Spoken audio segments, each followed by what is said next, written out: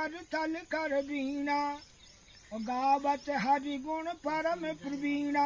एक बार जो है नारद जी परोपकार करने की इच्छा से अनेक लोकों में भ्रमण करते हुए सीधे विष्णु लोक में गए।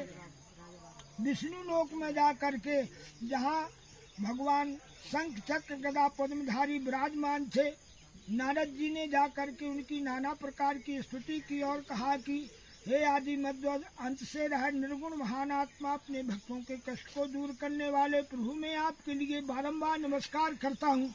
इस प्रकार की स्तुति को सुन करके विष्णु भगवान ने कहा, कहिए नारद जी, आपका आना कैसा हुआ, आपके मन में क्या इच्छा है, सुन संकोच कहो, मैं आपके समस्त प्रश्नों का उत्तर दूंगा। तब नारद जी ने कहा कि भय विकल खग मृग यही भांति, पर कथा कैसे कह जाती, क्यों कि आए कलिकाल कठिन उर्गारी, पाप परायण सब नर नारी। हे प्रभु, इस कलयुग का प्रत्येक जीव पाप में सना हुआ, उनके कल्याण करने का कोई उपाय बताइए। परोपकारम परमो धर्मा। तब जो है भगवान ने कहा कि सुनो नारद जी, आपने संसार हित परमार्थ की अति उत्तम श्रेष्ठ बात कही है। भगवान ने कहा कि सुनो नारद जी, सत्यनारायणो विष्णु आंचतार्थम फल प्रदम। सत्यनारायण भगवान का व्रत प्रत्यक्ष विष्णु भगवान का ही व्रत है। ये इस व्रत के करने से मनुष्य की सारी मनोकामनाएं पूर्ण हो जाती हैं। तब नारद जी ने कहा, किम फलम किम विधानम चाकृतम नैवेद्यम यद व्रतम। सत्यनारायण भगवान के व्रत करने का क्या फल है, क्या विधान है, किस दिन करना चाहिए। तब भगवान ने कहा कि सुनो नारद जी, सब मम प्रिय सब मम उपजाए, और सबसे अधिक मनुज मोह भाए। संसार का प्रत्येक जीव मेरे लिए प्रिय है, उनमें से श्रेष्ठ मनुष्य है। इसलिए जो है भगवान ने कहा कि सब मम प्रिय सब मम उपजाए, सबसे अधिक मनुज मोह भाए। संसार का प्रत्येक जीव प्रिय, उनमें से श्रेष्ठ मनुष्य है। और नर समान नहीं कब न देही, दीप चराचर्या चत जय। मनुष्य की देह के समान कोई देह नहीं, इसके लिए 84 लाख योनियां। सभी जीव जो है भगवान से प्रार्थना करते रहते हैं कि हे भगवान, एक बार मनुष्य की देह दे दो ताकि मैं अच्छा कर्म कर सकूं।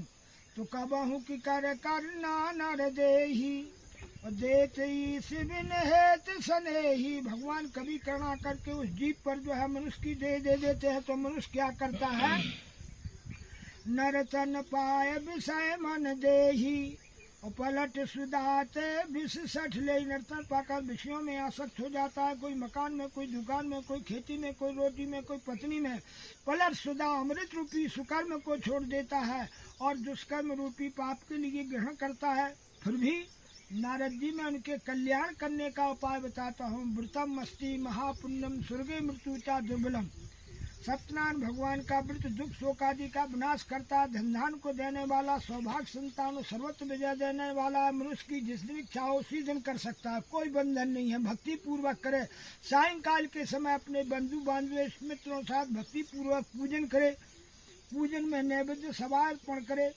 तब नारद जी ने कहा कि नैवेद्य में क्या वस्तु होना चाहिए। तब भगवान ने कहा, रंबा फलम घृतम क्षीरम गोधू मत्स्य चा चूर्णकम, अभागे शाली चूर्णम चा शर्करा चा गुरस्ता संपादम सर्वभक्ष्यामी चेती कृत निवेदियत।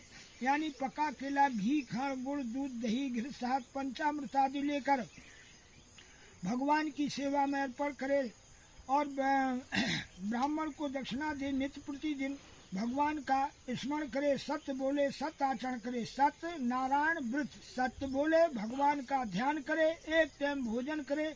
इस प्रकार का आचरण करने से कलयुग में समस्त अभिलाषाएं पूर्ण हो जाती हैं।